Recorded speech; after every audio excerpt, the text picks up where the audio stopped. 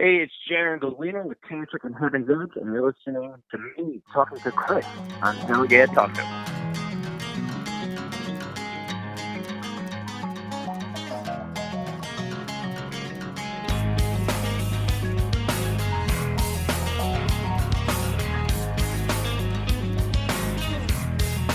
In your life, you seem to have it all. You seem to have control, but deep within your soul, you're losing it. You never took the time, assume that you're to blame. You think that you're insane, won't you spare me?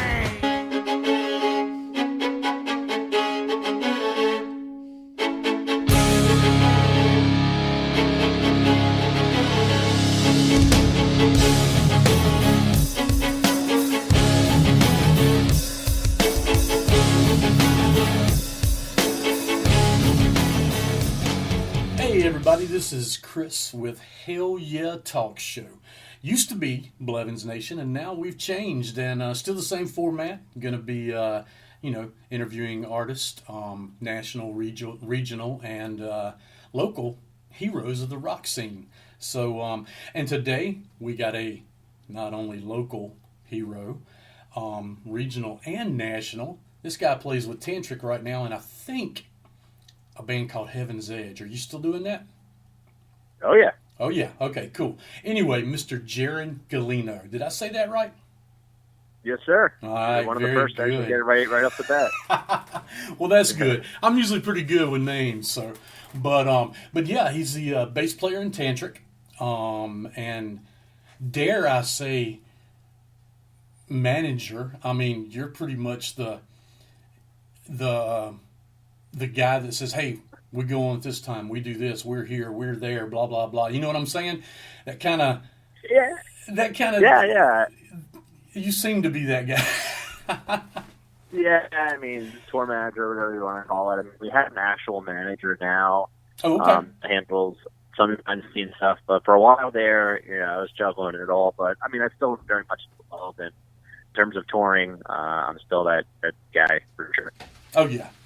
That's very cool. That's very cool because there's something I want to talk to you about too, here in a few. But yeah. First thing right off the bat, I do want to say, I want to ask. Now, last time I talked to y'all, it's been a year, I think. Interviewed, actually did the whole band on the bus. Yeah. Gosh, that was at Peacock's in Erlanger, Kentucky. Yeah, I mean, it feels like about a year ago now. I mean, Probably. I think not. Maybe not still. quite. I think it was July. I think it was summertime. But it's getting close. Sure. So, but Hugo said that y'all were that he was working on some new music. Is that still happening? I mean, shit, we've been quarantined for so long. You ought to have 2 albums out. He ought. Yeah, man. I agree. So yeah, Hugo's working on a couple different things. He's doing some tracks with some different artists as a side little thing he's got going on, and then we are hard at work on a new Tantric record, which I don't know really how much I can really say, but Yeah. It'll be a year before you know it, and surprisingly soon. Okay. I've been working with Sebastian and Hugo, and we've just been demoing like crazy, and we're getting ready to start up the engines and go in and hopefully knock out an album here in the next few weeks. Okay, awesome. That sounds great, man. And as you mentioned, of course, Tantric, I think got their start like around 98, early 2000s, when everything started coming out for them. And, to be honest, I was never, I heard the songs that came out on the radio or on video and stuff, and they were good. It just didn't grab me. I'm an 80s guy, Yeah, me too. And it just didn't grab me at first. But and the first time I saw you guys live, actually I saw the earlier band years ago, Tantric in Jackson, Mississippi, I want to say. I'm thinking that was at a club called Cowboy, something. It's Red Barn, I forget what it was. Anyway, and I just overlooked it because it was not my style of thing. But I have to say, the first time I saw y'all, the new lineup as it is now. Which, I mean, you've been in the band, what, about 3 years now? 4? Yep. Yep. Okay. And I think July 2017 is when I came in. Oh, okay. Okay, very cool. And Sebastian LeBar, which you mentioned, and actually that is Jeff LeBar's son, famous Cinderella guitar player, and Ian Karabi, which is John Karabi's son, and Hugo. And I have to say, y'all blew me the hell away. I was like, I just got captured in it. I didn't even listen to any of it before I came to the show, and I was just like, holy shit, Tantric kicks ass. Yeah. Really listen to the song. Y'all are heavier live. Well, which y'all are different, different band. A different vibe to this lineup for sure. Right. And I love the shit out of it, And I thank God I've seen y'all 4 times in the last in the last year, maybe 3 or 4, I can't remember. But it's amazing. It's awesome every time, which is cool. Well, thank you, man. Oh yeah, definitely. And now I know some things got screwed up because of this, Corona shit. But 2020 tour, is that? What are you hearing? What are you looking at? Pretty much we're taking it month by month. We still technically have dates that are a go in June. But from what I'm kind of hearing, it's been really quiet the last few months. Like, nobody really knows what to say. But now people are finally starting to, whisper a bit. And it sounds like July might be the right time for clubs to be back to normal, or at least some form of something. So that's what we're aiming for. But it could be sooner. It could be June. We do have those dates there. But I think right now we're just focusing. As you know, we tour 12 months a year, so that's kind of second nature in the back of my brain and I think the rest of the guys. But in terms of what we can do with our time now, we're all just focusing on doing a new record because we are due, and we're all cooking and got the creative juices flowing. So until they say I can push the gas pedal on the tour, I'm kind of just sitting behind the computer and being creative. So you're on idle right now. Yeah, man, it hurts, but I've gotten a little used to it. But I cannot wait to play. I can tell you that. Oh, I could imagine.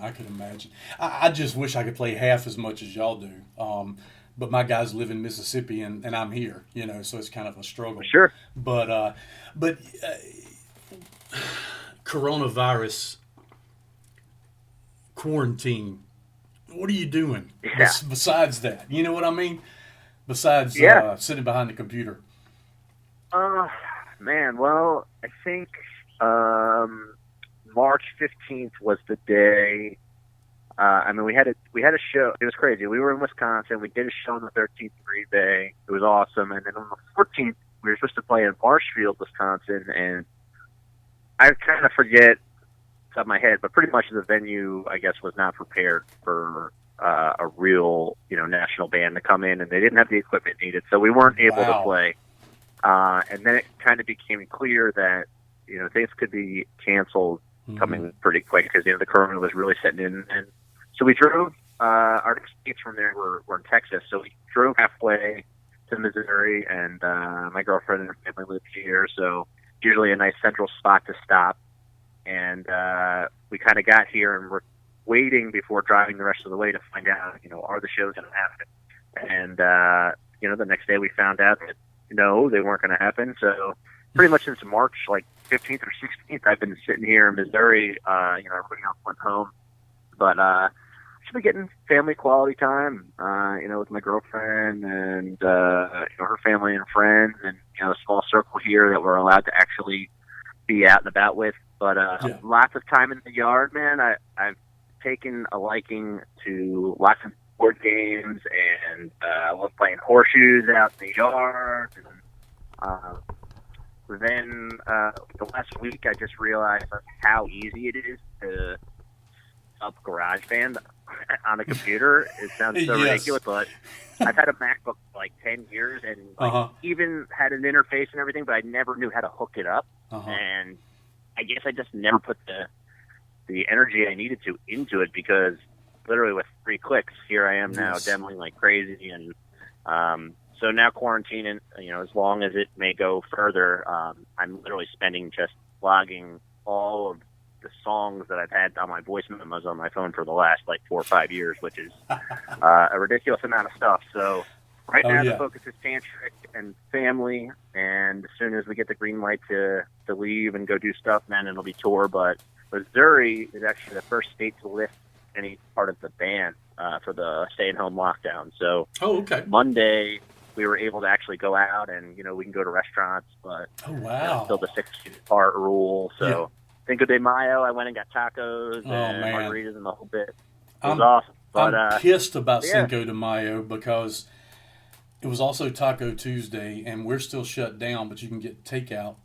And I drove, which I shouldn't have been out, trying to go in somewhere anyway with my condition, but that's another story.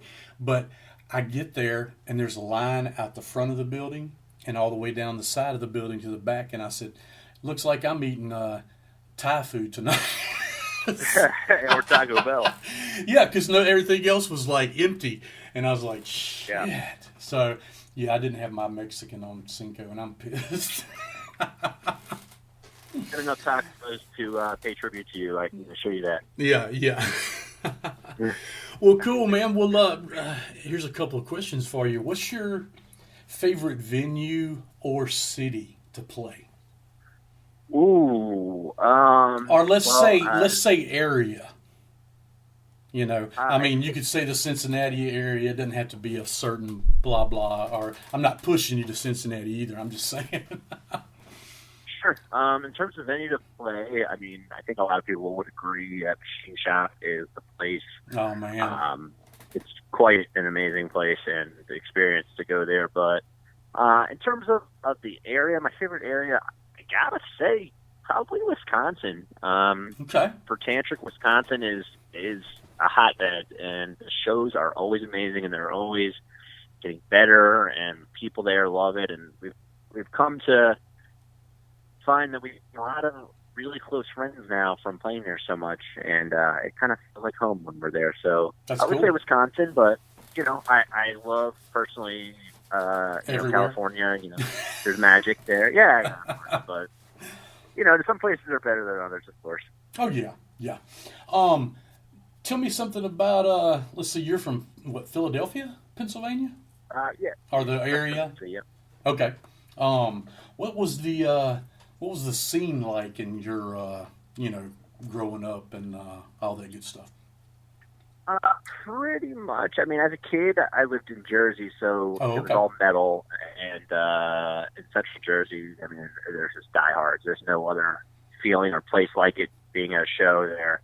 But when I got older and actually started playing, in PA, it was kind of, I don't know, because I was so young, maybe I wasn't exposed to a lot of the things that I am now. But there's a lot of you're playing for your friends, and I was playing thrash when I was in my teens, and the kids were ravenous for that. Man, we would go crazy. But once I started to cross into rock, it's a hard build, man. Philly, as much as they say they're a rock town, with Cinderella and Britney Spears and all the great bands, Heavens Edge, it's really not like that anymore. The shows there never really do well unless you're, like an established hometown, huge band. Yeah. And my band Mach 22 that Sebastian and I played with, we did get great gigs and we had a blast, but shows local bands it's just like anywhere else. You're begging people to come out. Oh yeah.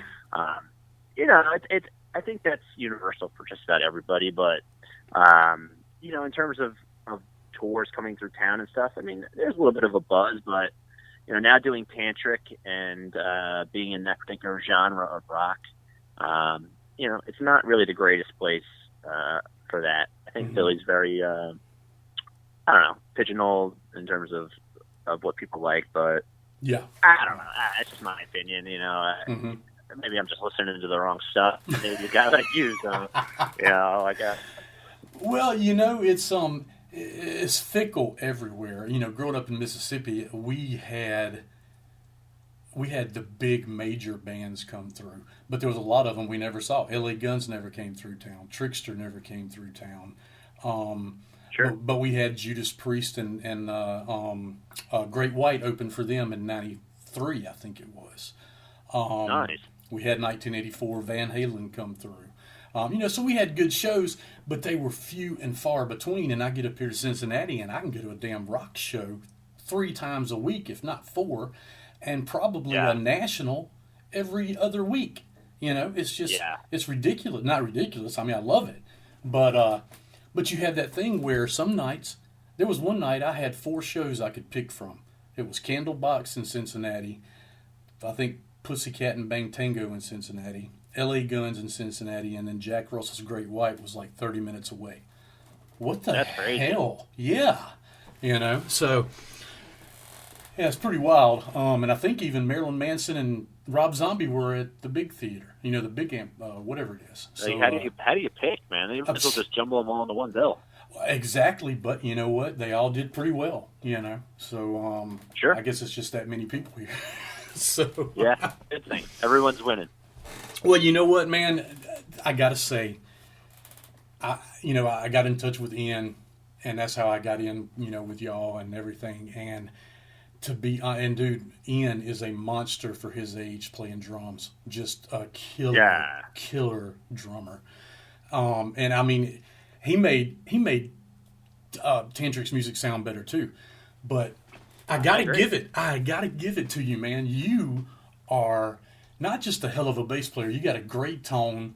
I love the way you play, but you're a madman on stage.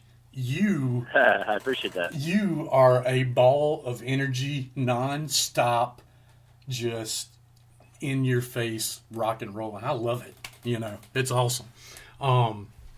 Everybody is. Fucking Sebastian, love his tone, love his guitar tone, which I'm a Les Paul guy anyway, and Hugo, y'all did that damn Great White? No, White Snake song. We do Is This Love in the set. Yep. That was amazing. I was like, what the hell are they playing?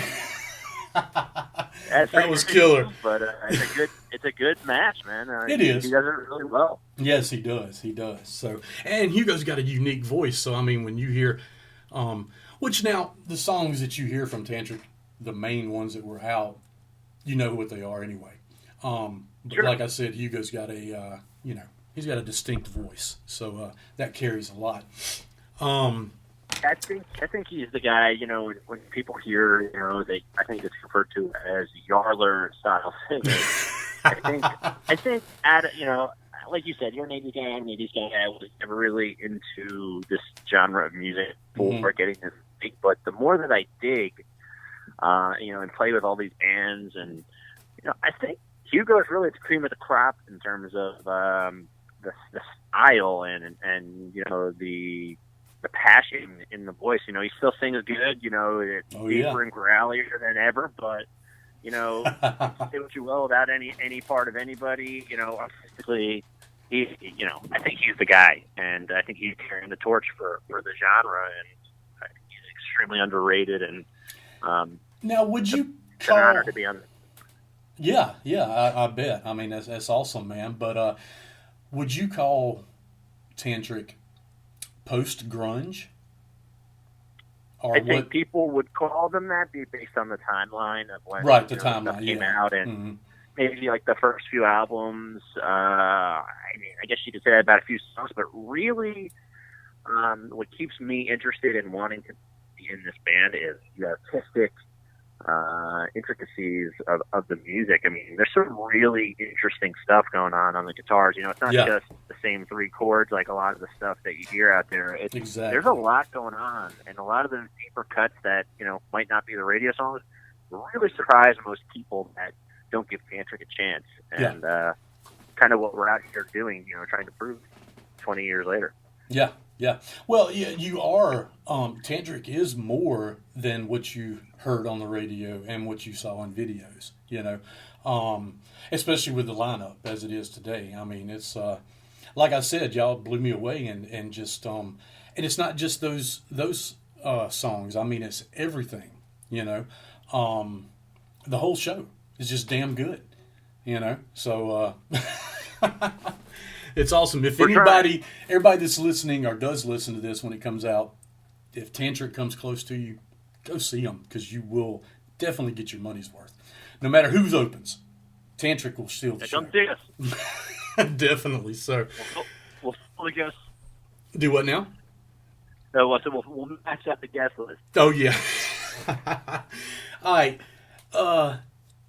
This guy here, Mr. Jaron Gulino, has a shirt, his own shirt. And if anyone should have their own shirt, it should be him, because once you see him live on stage, you're going to go, holy shit, I want his shirt. I appreciate that. So, you look him up on Facebook, Jaron Gulino. He has a like page. Check him out. Go, and if you like what he's about and you like Tantric, man, pick up a shirt. I think you got two, because one of them has lines in it and one doesn't. Is that right?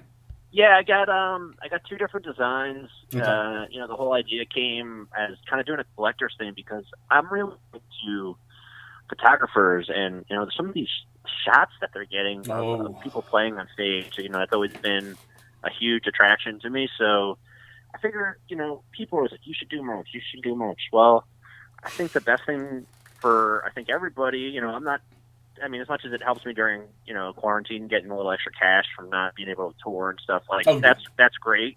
But I'm doing limited runs on everything, man. I'm doing 25 shirts. Mm-hmm. Once they're gone, they're gone. And I'm doing a new design every time I do a run of shirts, based on pictures that people have taken. So it's awesome. Really a collector's kind of thing, a tribute. And I have a couple left, and I'll be doing another one maybe like in a month or so. I'm trying not to milk it too hard, but actually, I'll send you a couple of pics that I took, because I was close up. I mean, at Peacocks and Erlanger, I was right in your damn face. Cool. Yeah. And so I got a couple of shots that look pretty cool. So of course you can't see your face. All the hair, is down in your face. Never can. Yeah. So, all right. Now here we go. Top 3, if you can name 3. I mean, if you can name more, just say name 3. No. Your top favorite bands or influences? I really couldn't pick bands, because I kind of more into players than I am bands, and players' careers and their styles. And I can tell you 2 off the bat.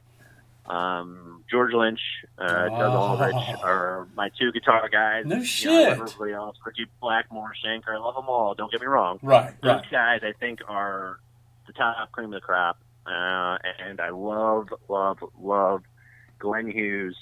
From the bass to the voice, he's my all-time favorite singer for sure.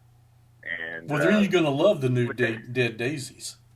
Doug Aldrich and Glenn Hughes. Sound good. Yeah, so I like everything he does, man. I like seeing all these guys live, though. Like, everybody's got good CDs. There's always a lot of good songs. Mm-hmm. Some give or take. Right. But it's the performance, man. It's kind of like how you say, we're a ball of energy on stage. Mm-hmm. That's what I remember going to concerts, is seeing people like Zakk Wylde or Pete Yngwie, just like blowing your mind in person. It's about the show. It's not just the music. It's the whole experience. Everybody's good on CD. Everybody's good in their room on YouTube. Like, on the stage and show me what it's about. And it's about style. Exactly. I kind of dug it at first, this whole quarantine. Everybody that's got a fucking camera thinks they're a rock star now. Yeah. And I hate to say that. I don't want to be an ass about it, but they are. I tried it a couple of times. I suck at it. Yeah, I'm hesitant, man. I'm hesitant as well. I don't. It's just weird to me. Yeah, but I have to. I like that we're doing it. You got to stay relevant and in the eye. You do. You do. It's hard when you're not able to have concerts and stuff. It's like people want to hear music. Okay, great. Mm-hmm. The CD's fine, but they want to see something fresh. So you do a lot. Quarantine jam, and I've been asked to do a couple, and I still, but I don't know, man. I don't want to look like a goober sitting in a chair playing bass. Like, give me something exciting. Maybe I'll go into the jungle and There you go. Well, it's cool to a certain extent, because Well, the bad thing about it is there might be 10 people that I want to see live at the same time, the same night. Yeah. But Yeah. you can go back and watch it later, which is cool. But still, it's oversaturated, if you ask me. Yeah, I guess it depends where you're looking. I do see people streaming, 24/7 on Facebook. I see links for stuff. In terms of like the stuff that you actually want to watch, like bands that you actually like, I think it's worth it. For a lot of people to do it, maybe not overdo it, but my girlfriend's band did it last week, and they okay. Yeah, they had a killer show 1 and 2. They raked in, money in from tips, and that goes a long way when you're trying to prepare for a tour or order merch or keep the lights on, whatever it is. Right. But I think there's a right way to do it, in a tasteful way, and I don't know. It's all a matter of opinion. I think I Right. look like an idiot sitting in a chair doing a quarantine jam, but I don't know, maybe somebody else would look cool doing it. I don't know. Yeah. Who knows? But yeah, like I said, I mean, it's to each his own. I'm not gonna bash it, but get them straps. Now, is that the only? Yeah. Is that the only? What's the word I'm looking for? Endorsement you have, or do you have others? No. I have Get 'em. I'm with Intune for picks. Okay. For strings. ESP. Based on the coronavirus is pending until the shop can open, so they can fit and say go. But yes, Sebastian and I will be part of the ESP and cool. Orange Amps too. But Get 'em. Nice. Yeah. Get 'em has been like a guardian angel, man. They not only were there, Virginia Castro runs it. She has been so good to me, and my girlfriend's actually the one that got me hooked up with her because her band is endorsed, and she hooked me up with ESP, and she took great care of us at NAMM, and I can't say enough in terms of good things. That's awesome. About Get 'em straps and everything they're doing. Yeah, I'm trying to help them out, but with what happened to me, I'm kind of just. I gotta here. mention Pariah pickups. Baz turned me on to them, but they've made a few pickups for me and a ton of pickups for him, and they've been really supporting us a lot as well. Okay. And I would feel horrible not mentioning. Oh yeah, most definitely. Let's see here. New music. What are you listening to, or what has caught your ear? And it doesn't even have to be new. It could be new to you, or whatever. You know what I'm saying? Yeah, sure. I'm always. I got some of the G Firewind stuff. Sounds pretty cool.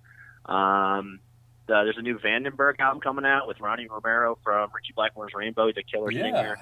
I've been digging into that, and I've actually been digging into some old Lion stuff from the 80s with Doug Aldrich. A lot of stuff from like that late 80s era kind of slipped past me based on no re-releases or no way, unless you're a huge fan of people. So I've been digging into that, and I don't know, man. Anything Lynch is doing, Dirty Fairly. Oh yeah, is killer. Oh yeah, I've downloaded it, but I haven't had a chance to listen to it yet. And that singer, The Dying, that man, singer Dying, Dino, that singer Dino. That's the guy I interviewed, and I lost the damn interview on the thing. Oh, you did Animal Drive? Yeah, Animal Drive. Yes, I did. That's who it was. I was trying to remember the name earlier, and I couldn't remember it. So. Oh man, that's killer. He's yeah, amazing. Shame I've been on really myself. checking him out a lot. Yeah.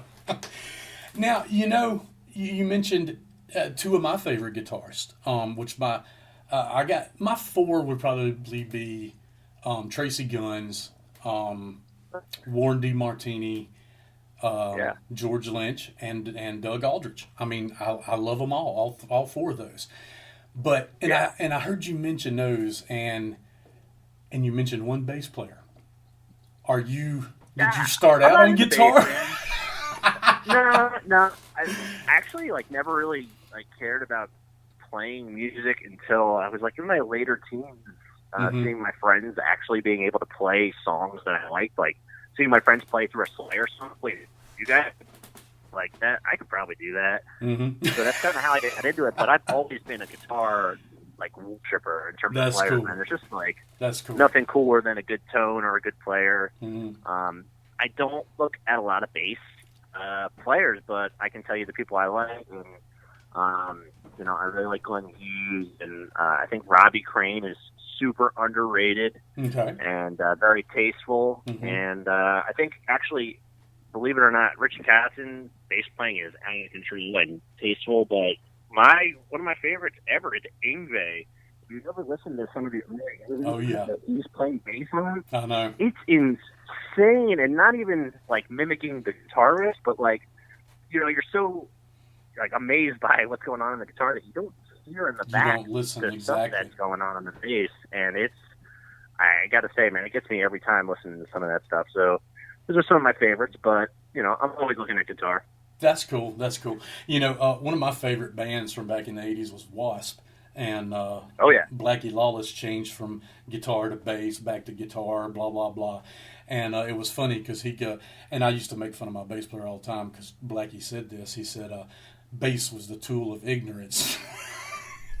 Now, I don't believe that. I don't believe that at all, because you listen to some bass players, Steve Harris, you know, Billy Sheehan, people like that. I mean, it's just Les Claypool. I mean, it's a monster in its own, you know, if you want it to be. So, but my favorite bass player is a bass player that sits in with the damn bass, with the drummer, and they just set that rhythm section, and you just add to the top of it, you know. So sure. Well, cool, man. You know, I guess it was yesterday, Brian Hoey passed away. Such a shame. Yeah, I know. So I had to throw that in there just because, you know, I was such a Bad Company fan. You know, so yeah, man, legends, of course. Yes, exactly. So, and you know what? It happens in threes. I don't know why. That's crazy, but it's, you know. Everybody's been saying that this week. So I forget who else. It was music related, but somebody was saying to me the other day, "Oh, two of my heroes died," and you know, it always comes in. I hope somebody else doesn't do this week. And then I went up and saw that today. I was like, "That's weird." Yeah, and it always does. It's weird, you know. And it may not be just music. It may be, you know, like a movie star or something, but who knows, you know. So could be a producer, you know. But yeah, it's the older we get, the more people we know that it happens to. So unfortunately, the clock never stops, man. Exactly. Now, since I did change the name, the reason I changed the name to Hell Yeah Talk Show is because ever since I've been playing music, not ever since, but probably since the mid '90s, on stage live, I get the crowd, I go, "Give me a hell yeah!" You know, I'm a Steve Austin. I don't know if you ever watch wrestling, but I'm a big, you know, Stone Cold Steve Austin fan. So that's where I got the name from, you know. And but I tell you what, this is what I'm going to do with all my guests, and you're going to be the first one, of course. But I want you to give me your best hell yeah. You want like a Stone Cold hell yeah? Well, just your best hell yeah. However if you want to do Stone Cold or you want to do Snoopy, I don't care. No, I'm just kidding. Yeah, I don't know that I'm a hell yeah kind of guy, but hell yeah. There you go. Well, cool, man. Well, you know what? It's been great talking to you. Can't wait to see y'all again. And I'm glad you're good, man. It's good to hear your voice. You sound like you're in good spirits, and I think, you know, if everything stays that way and everybody's on the up and up, I think we'll be seeing you in June or July. Yeah. I think I saw something about was Peacock's was that postponed? Maybe rescheduled? I think. I didn't know if it was canceled or not. I have literally the whole rest of the year filled because of a lot of reschedules. So now I'm just like a matter of like pinpointing where we're going to be, but I'm pretty sure it's still summertime. So okay, all right, very cool.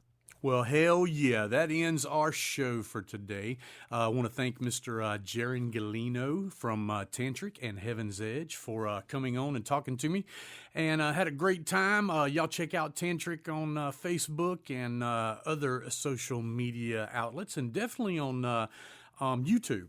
And definitely go buy their stuff. If they come anywhere near you, go and see these guys. I mean, it's, Hugo's still there. They got Sebastian Labar and they got Ian Karabi on drums. Sebastian plays guitar and Jaron, of course, on bass. But man, they really bring it. They bring it hard and bring it hard every night, 110, 120%. They fucking rock. Love these guys. Definitely go and see them and buy some merch. And, let's get back to normal, man. Shit. Can I get a hell yeah? That's what I'm talking about, people.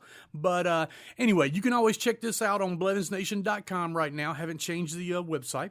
But you know what? It's still the same thing. Wherever you go, there you are.